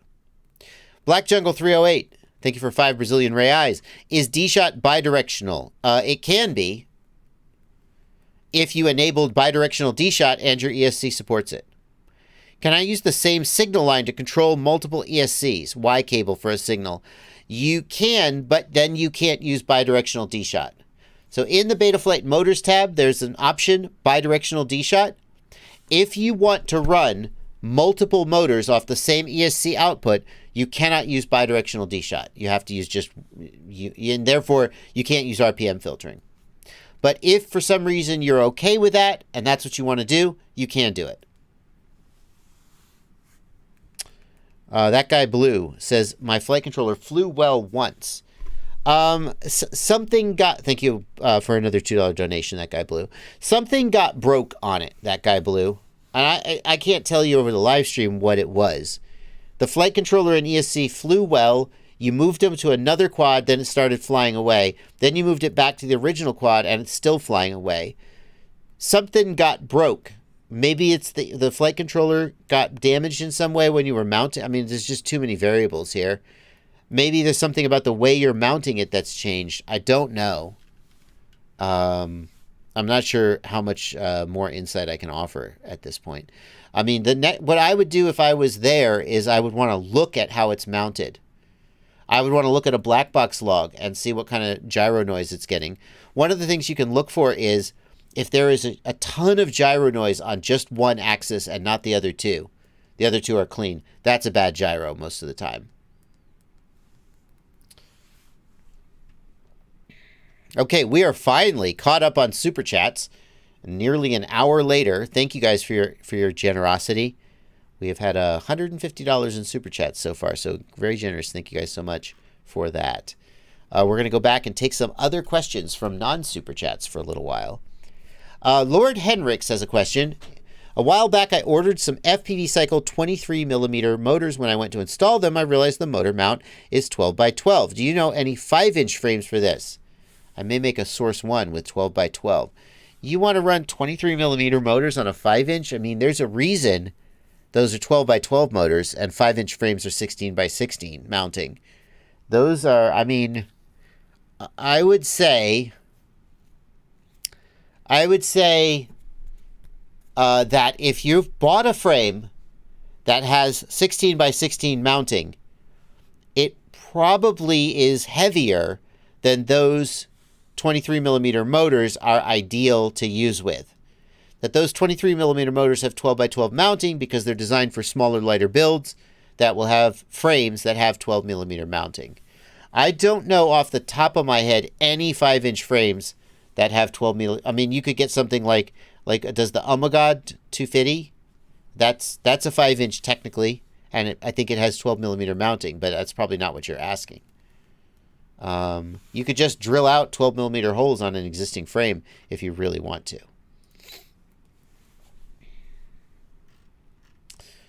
The Tooth Fairy is 12mm mounting. Thank you, Mike Bergman. Appreciate that. The Pod Racer is 12x14. Yeah. Okay, I'm not a huge fan of the Pod Racer, but I guess it does fit the bill. Tim B says the Apex 4-inch with 5-inch arms has 12mm mounting. Excellent. The chat is earning my Super Chats. Kickflip H in the Discord has a question. Kickflip, thank you for being a patron. Appreciate your support. I have a Diatone plug-and-play Roma F5 V2 5-inch quad on 6S. After a crash, I turtle moded it, tried to rearm, one of the motors caught fire, and fried. After taking apart the quad, I found that the ground wire from flight controller to ESC was toasted. Going deeper, I found that the ground pin of the ESC was bent, which I believe caused the fire by touching the VCC red cable. Plausible, but hang on. How could the flight controller have gotten power at all if the ground pin was bent and not plugged in? Right? It's hard for me to believe that the flight controller powered up at all if the ground pin was bent. So something doesn't add up there. It makes me think that it was bent after the fact. I don't know how, but I'm not sure I buy that hypothesis. I replaced the motor and fixed the bent pin. Now it looks like the quad is working. Did a short flight. Seems okay. But the flight controller is not reading battery voltage. Yeah, so the flight controller was damaged somehow. And one of the things that got damaged in the fire was the VBAT sense circuit. This is not uncommon because I don't know why. I actually don't know why it's not that uncommon, but it is not uncommon after a situation like this that the VBAT sense circuit dies. So there isn't really anything you can do about this except if your ESC supports ESC telemetry, you can change your voltage source to the ESC because ESC telemetry reports battery voltage. If your flight controller voltage circuit is fried, that's not really fixable by most people. Like in theory, someone could identify the fried component and fix it. So what you're going to do is you're going to go to voltage meter source and change it to ESC sensor. And then you could read it from the ESCs. But that is only going to work if your ESC supports BL32 telemetry. Like you can see here, UART 6 is set to ESC. Okay? And in the motors tab, ESC sensor is enabled. And then, now this is just a loose flight controller on the bench. There is no ESC. So, but then if we go to power and battery and we set voltage meter source to ESC sensor, we should see voltage being read and then it would work. That is, by the way, that's how people who have like an 8S or a 12S build typically read their ESC or their battery voltage, because the flight controller can't take battery voltage directly when it's that high. But if your ESC doesn't support BLHeli telemetry, then you're out of luck. And I don't know, you basically have to replace your flight controller. Okay, thank you so much, Kickflip H, for that question.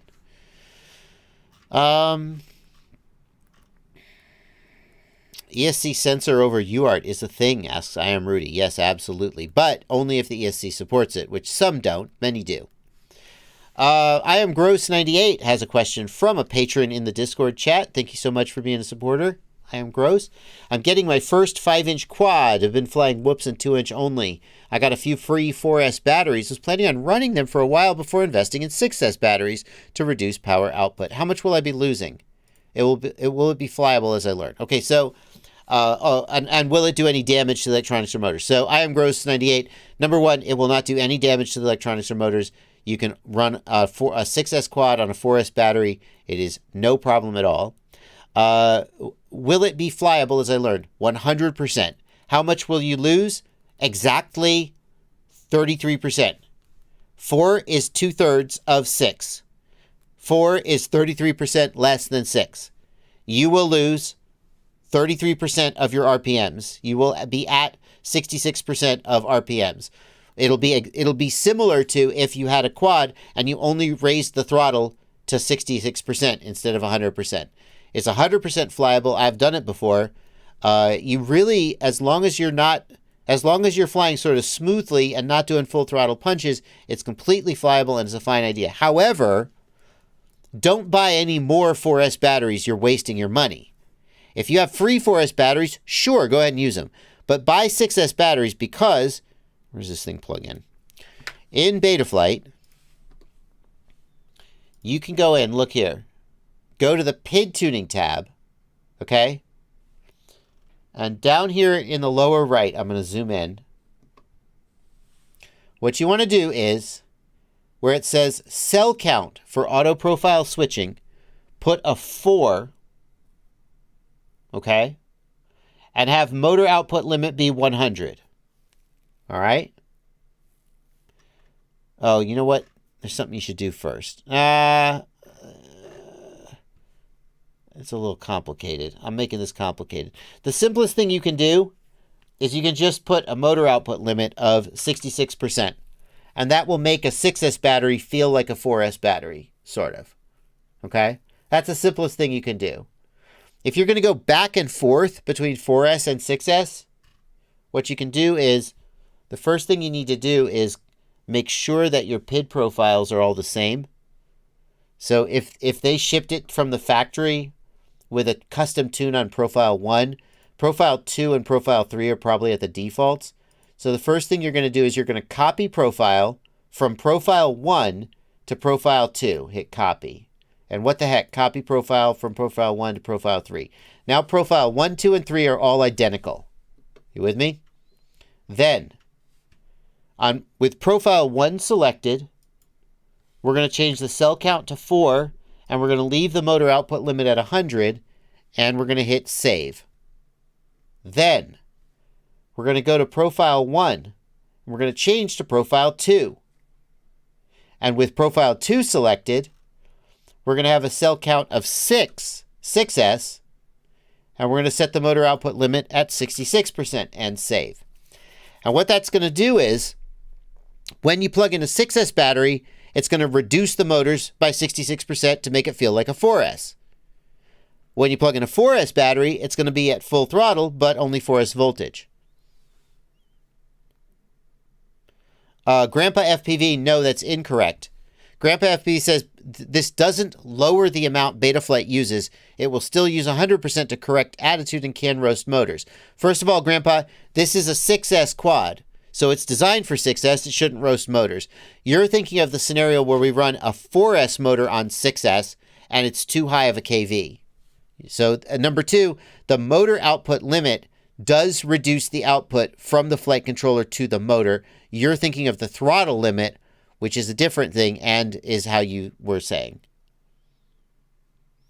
Morris asks, that's awesome, but how do you switch profiles from a switch on the radio? Morris, you cannot switch PID profiles via a switch on the radio. It's not possible. You can only do it via stick command, via OSD, or via the configurator. The reason for that is that, or maybe the Lua script, but you can't do it in flight. The reason is that when you switch PID profiles, certain things happen inside the flight controller that are not allowed to happen while you're flying, because the PID controller basically stops working for a second. So you can't do this in flight. You can only do it when you're disarmed.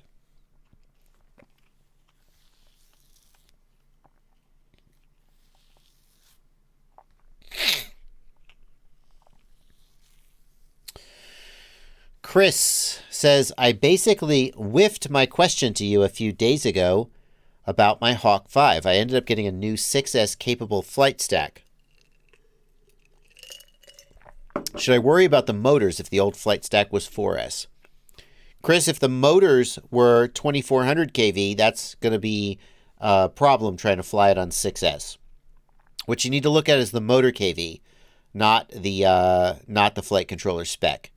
If the motor kV is around 1700 to 1900, that's a 6S motor. If it's around 23 to 2600, that's a 4S motor. If you have a 4S motor, I recommend that you go in and set a motor output limit of 66%. And that will let you run your 4S motors on 6S with relative safety.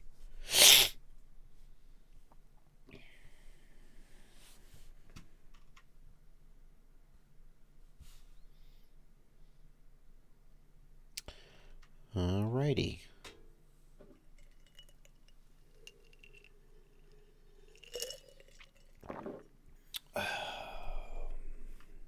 We're caught up. We have all the questions answered. All right, great. Live stream over. No.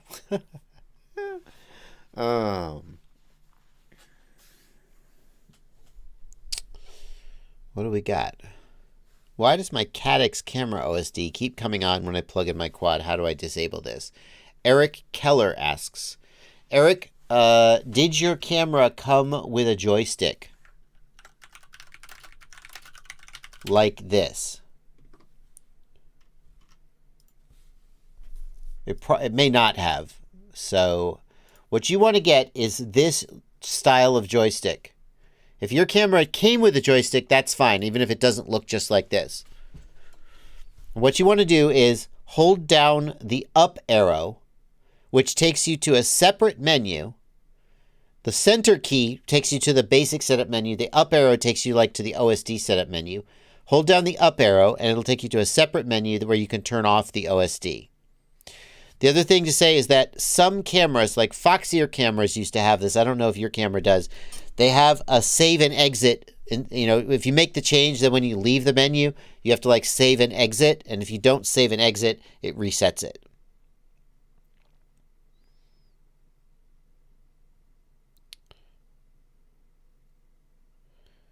What is the best distance to focus an analog camera? What should I use to focus on? Evil Genius, I like to focus my analog cameras. I find that there's a distance I can focus them at where basically I have proper focus from as close as would ever matter all the way out to infinity. And I don't know how many feet that is. But if you think about it, if you're flying and something is 3 inches from your lens, you're crashing. You're done. So, like, I would say, I don't know, start at like 6 or 8 or maybe 10 feet. And then focus there. And I think what you'll find is that everything else further away is also in focus. So what I want is as much focus as possible as much depth of field as possible. And, yeah.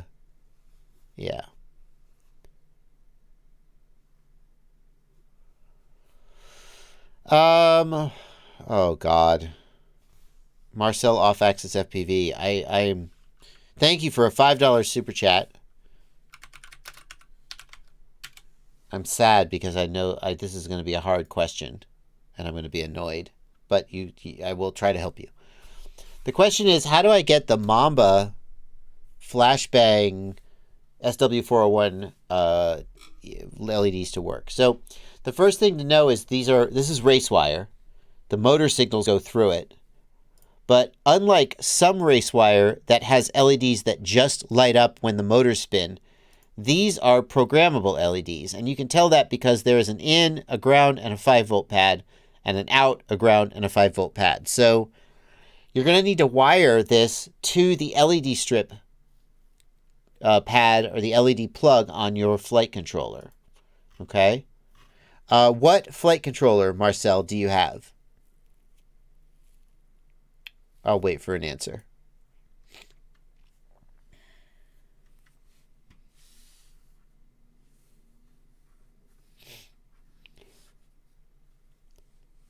I'll wait for an answer on that. Jason Black asks, T-Motor 1404, 4600 kV on a Baby Ape Pro. Too much motor? Is tuning needed? That's a lot of motor for a Baby Ape, I'll tell you what. I mean, define too much. I don't know, but that's a lot. I don't think the default PID tune is going to be very good for you. The flight controller that Marcel is using with these LEDs is the Diatone Mark II 422. Are you sure you don't mean 722? I think it's the 722. Yeah, there we go. So he's using the 722. What I want to get is a wiring diagram because many Diatone flight controllers have a dedicated built-in LED controller that replaces or overrides the Betaflight one. Love it. The average platoon insert. Yeah, it makes a lot of sense. That makes a lot of sense. The platoon insert. I've always wanted one of those. So let's look for the LED information. No LED information here.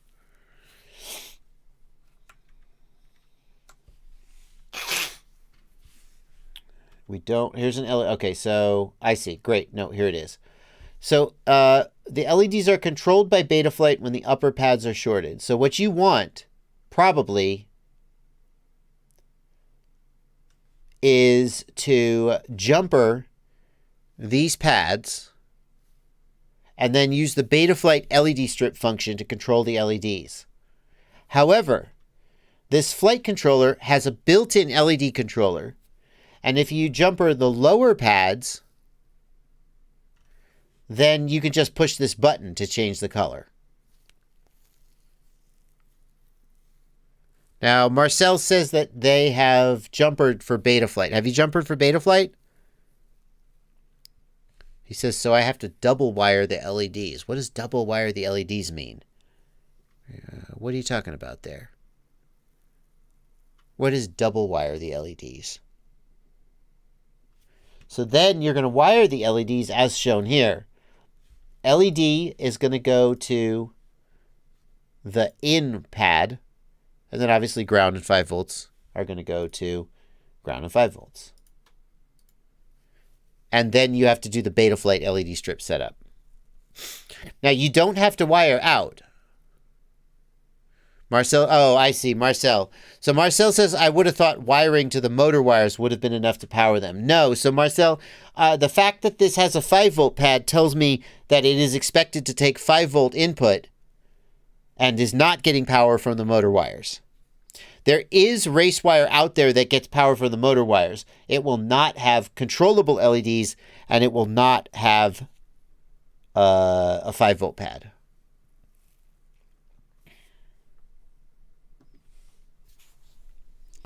Is the T-Motor 2808 motor too much for a 5-inch QAV-S, or should I go with the F90? Honestly, I think both of those motors are too much for 5-inch.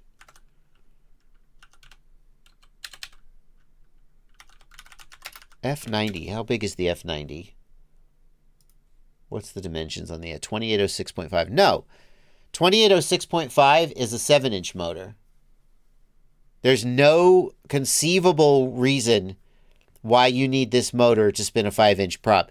In my humble opinion. Humble. Not that. People would laugh at me sometimes when I say my humble opinion, because some people don't think I'm very humble.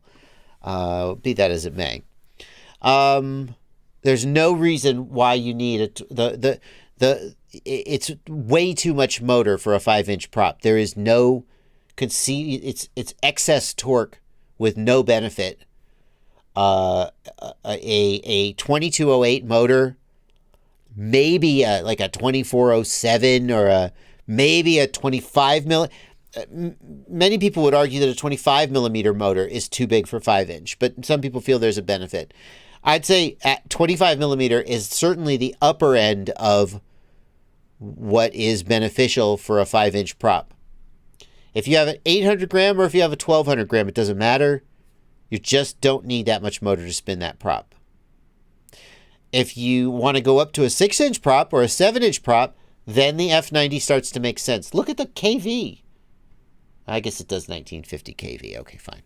But yeah. It's just weight for no benefit.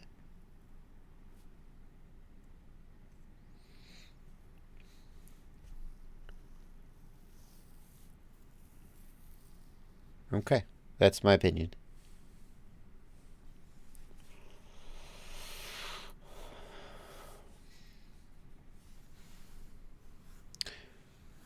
Let's see here. Zing 2506. Kenny Kobe. I think that, and again, this is just my opinion, so take it as it will, as what you will. But also, I think it has some basis in some testing and results, and I don't think it's completely out of left field. Chris Rosser says that a 25 millimeter, like the FPV Cycle 25 millimeter motor, or the Zing 2506, his testing didn't show any performance advantage on those motors in terms of responsiveness and so on. And his argument, if I remember correctly, is that like a 2306 or a 2208, these are pretty much, or 2207, these are pretty much the ideal motors for 5-inch props. Now, Chris Rosser tests on the bench, and many people would look at Chris Rosser's piloting and go, well, buddy, I think there's things that you don't know about how quads fly. And the counter argument would be that if you can't demonstrate it on the bench, then I don't want to hear it because it's all placebo and it's all in your head, and that has validity too. I see that. I'll say that there are people who feel that the 25 millimeter motor has advantages in flight that don't seem to be reflected in Chris Rosser's bench testing. But I would say, and I fly 25 millimeter motors myself, although having seen his test results, I went back and I was like, well, maybe my result was placebo too. I thought I noticed a difference, but maybe I'm wrong. I don't know. I trust bench testing more than I trust my own head sometimes. But I would say that certainly above 25 millimeter is like, there's just not a lot of purpose with a 5-inch prop. Like 608 or 2808, those are not 5-inch props. It's silly.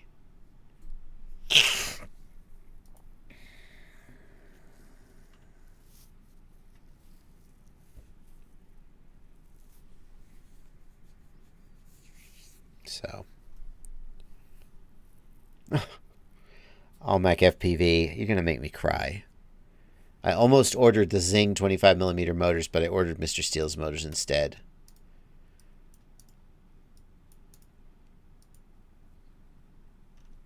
Those are fine motors.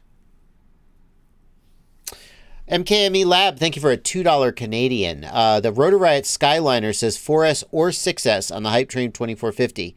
Seems high. MKME, they shipped the Skyliner with a built-in auto-detect throttle limit like I just demonstrated. So if you plug in 6S, it'll automatically apply a 66% throttle cut. and they're using an extra super big capacitor to try to keep you from frying motors. I will say this.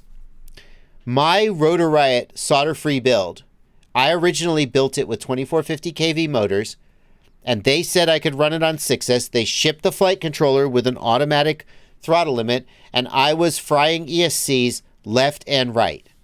I probably fried 3 ESCs before I went, you know what, guys? I don't think this is working. And I went down to 4S batteries, and it was fine.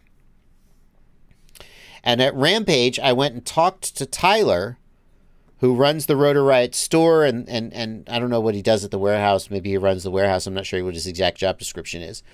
And he said, oh, yeah, we switched to a larger capacitor on the 2450 kV builds to help protect that. And I was like, oh, okay. So they say it can run on 6S. They are taking steps to ensure that with a motor output limit and so on, if you know that you want to run 6S, don't get the 2450 kV motors. I think that the Vanover motors are going to be available in the pluggable version soon if they're not already. And that's what I would go. But I will say that on the one I built, I fried like 3 ESCs running on 6S. And I was like, this isn't working. And they said, oh, yeah, if you put the larger capacitor in, then it works fine. I was like, okay, well, I mean, at the end of the day, they're the ones who are going to be under pressure if they sell you a quad that they say runs on 6S and then it doesn't. So I would probably trust them that they know what they're talking about. Rodolphe Lacamont says, I'm still flying that stack you gave me at Rampage. That's true. I remember that. I was doing a build. I was doing a test video where I flew the solder-free build, and I was not allowed to repair any components. I could only buy new components and replace them without soldering on them. So I had a perfectly good stack that had broken motor wires, and I needed to replace it, and I gave it to Rodolphe. And he is still flying it, so fantastic. Almec FPV, that is the one reason why I think that people should buy Mr. Steele's motors. Is Ralmac says, I wanted to run his exact setup and see what the hype was about and why his quad flies so smooth. If you want to run Mr. Steele's exact setup because you want to know what the hype is about, you have to buy his motors.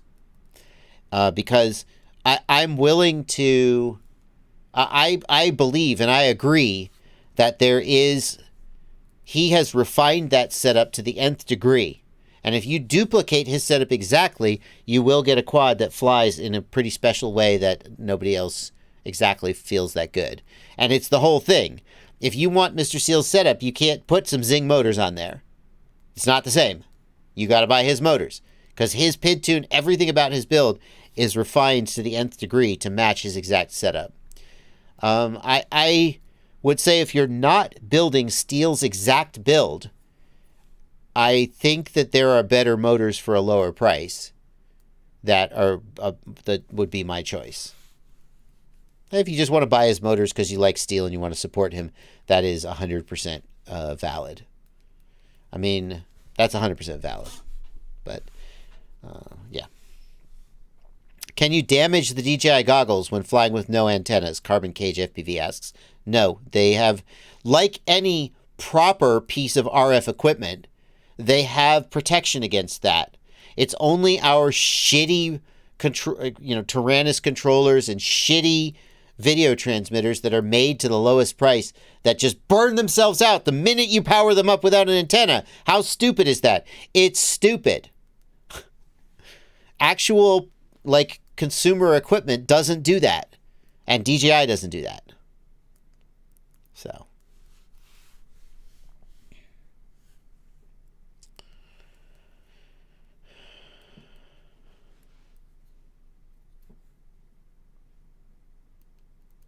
Quad Doc, I do think Drew flies 4S today. Drew and Bubby both fly 4S. They're 4S holdouts. Fly what you like. Steve E. says, hi, Joshua Bardwell. You mentioned the Pacer 2505s and new products. I hope you can give them a try. Awesome wide torque band, cool running. Steve, if you say that the motors have a wide torque band, that is something that can be tested and demonstrated on a test stand. And because that's a claim. That's a claim. I'm sorry, Steve. I sound snarky at you. I hate almost every way that people talk about motors because they say things that are not borne out by the data. And thank you for a $5 super chat, Steve. Thank you. I hear that you want me to try the 2505s. You think they're great motors, and you think I should experience them, and then you graciously spent $5 of your hard-earned dollars to express that to me, and I feel like a real shithead for using that as an opportunity to rant about people talking about motors. I'm sorry. No. Call back to the beginning of the stream. I got to say, Steve, if you're saying that they're cool running, I believe that. Because wider motors run cooler than taller motors. Because they have more surface area for the air to go through. 100% agree with you. They're cooler running. If there's a claim about the torque band, both through theoretical explanations of formulas and through bench measurements of torque versus RPM versus etc., we can demonstrate and prove that the torque of a motor is largely dominantly controlled by the volume of the motor stator and not related to the shape of the motor. So when people say that a wider motor has a different torque response or relationship than a taller motor, I am skeptical of that claim. It doesn't seem to be borne out either by theory or by experimental data. And so I would say that it is incumbent on the person making that claim to demonstrate it. And if you've flown the motors and you like them, that's all that matters. I'm happy that you like them. I like the FPV Cycle Imperial motors, even though Chris Rosser says they're too big and they're pointless. I like them and I fly them. And I hope you fly the 2505s and you like them too. But I bristle when you make a claim that they have a wide torque band, because that's not just saying I like them, I like how they fly. That is a specific claim that can be verified with data, and I suspect that it would not be verified with data. So, Steve, if you say it seems you can manage the throttle better, that I feel more sympathetic to that claim, because that is you explaining. See, people have a subjective experience with a product, and then they try and translate that into objective claims that may not be borne out. If it feels like you can manage the throttle better, that's probably real. That's probably real. Maybe that motor is a little bit lower kV, or maybe the magnets are a little weaker, so it makes a little less thrust. That is a common reason why people feel that motors have better control. They actually just are making less RPMs and less thrust in the air. And that means essentially you have a throttle curve that is reducing the output. Maybe that's something that's happening here. Cheech FPV, you said yourself that you thought the low-end Imperials had more torque. Cheech, I did say that. And as I said earlier in the live stream, I have since come to question that claim. That if that is true, then it's simply that they have larger stator volume, but that it's not that they're more torquey at the low end.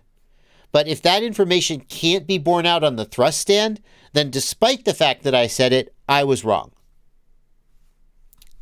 I flew the motor. I thought it had a certain characteristic. And Chris Rosser put the motor on a test bench, and that didn't seem to have that characteristic. And therefore, I probably was just wrong and was, placeboing. And I'm not ashamed to say that. I'm happy to say that. And I'm thankful to Chris Rosser for the knowledge and information he's given that has shaped how I have since gone on to think about motors. Also, frankly, Ryan Harrell, before Chris Rosser, deserves a lot of credit too, although he's not as active in making content right now. But, yeah.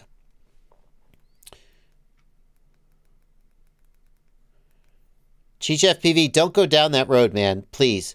Wide motors are like high displacement gas engines. Wider the motor, the more the moment of inertia. That is true that wider motors have more moment of inertia. There are reasons why The volume of the motor is what determines the torque of the motor. Wider motors are... Oh, you're right. I see where you're going. I thought you were going somewhere where I was going to disagree with you, but now I see that you're not. Wider motors are less responsive because of their larger moment of inertia and have better cooling because of their larger surface area. Taller motors are more responsive because of their smaller moment of inertia, but have worse cooling because they have less surface area for airflow. Assuming an equal volume.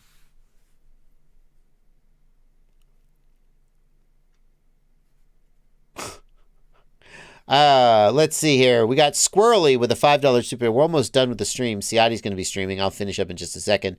Squirrely with a $5 super chat. JB, I have a Whoop with a Polar Vista and a 5-inch with a Nebula. Nebula seems to have a dimmer image. Is there a way to lighten the image? Nebula Pro can change the EV exposure in the goggles. If it's a 120 FPS camera, you can change the exposure in the goggles to brighten it up. If it's a 60 FPS camera, you cannot. Squirrely, thank you for a donation. ZLB07, thanks for a $5 donation. If I only use Crossfire on my TX12, can I take off the antenna and fly Crossfire without damaging it? Yes, as long as you never power it up with the internal module active. Always make sure the internal module is disabled. It's risky. I would spend $5 or something on a SMA or RPSMA, whichever connector you have, dummy load. Look for a 6 gigahertz dummy load. It'll cost $5, $10 maybe, and it'll protect it from anything bad happening. Last comment is from In the Attic. And I'm amused by the possibility. Where did In the Attic go? I'm amused by... I'm not sure if In the Attic was talking to me or if he was talking to someone else in the chat. But I'm amused by the idea that he was talking to me. In the Attic says, dude, if someone ranted as much as you do, you would tell them to shut their pie hole. Please. So 2 things about that. 1, it's my live stream. If you want me to shut up, you can close the window whenever you want. Bye-bye. And you don't have to listen to me anymore.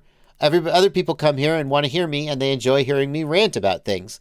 So that's what I do. But also... I'm going to shut my pie hole now because it's 10 o'clock and it's time for me to leave. So good. Aaron Ciati is going to be streaming. He'll post the link to his stream. He's probably already started. Now he's probably waiting for me. Here we go. His stream is coming up. Monday Q&A. A fleet of tiny lifters. So everybody go watch Aaron Ciati's stream right now. I am out of here. Lord Henricks. Will you make more money if we use your affiliates on your site or the new site?